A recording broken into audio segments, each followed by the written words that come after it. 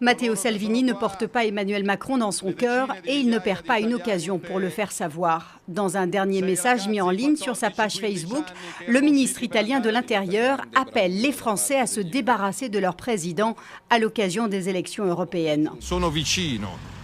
Je suis proche, avec tout mon cœur et tout mon travail, du peuple français, de millions d'hommes et de femmes qui vivent en France avec un très mauvais gouvernement.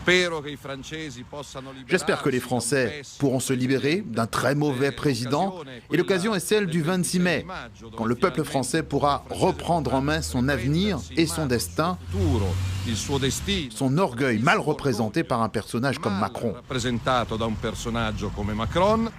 Cette énième attaque intervient alors que le couple franco-allemand signait hier un nouveau traité d'amitié à Aix-la-Chapelle, un axe franco-allemand que Matteo Salvini aimerait bien faire exploser.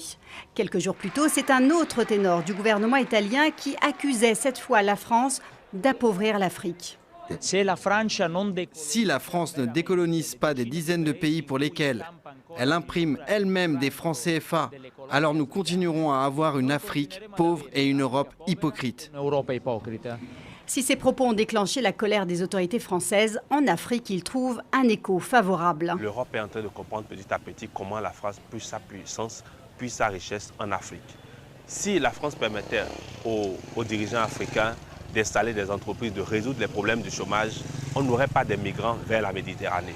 C'est parce qu'on n'a pas créé d'emplois en Afrique, on n'a pas d'industrie, on ne transforme pas les matières premières en Afrique qu'il y a des migrants qui vont à la recherche du pain quotidien dans la Méditerranée et qui rejoignent la France. Depuis son arrivée au pouvoir en Italie, le mouvement 5 étoiles accuse régulièrement la France de cynisme en matière d'immigration. Paris, qui s'était engagé à recevoir plus de 7000 migrants en provenance d'Italie, n'en a accueilli à peine 10%. De quoi alimenter la rancœur.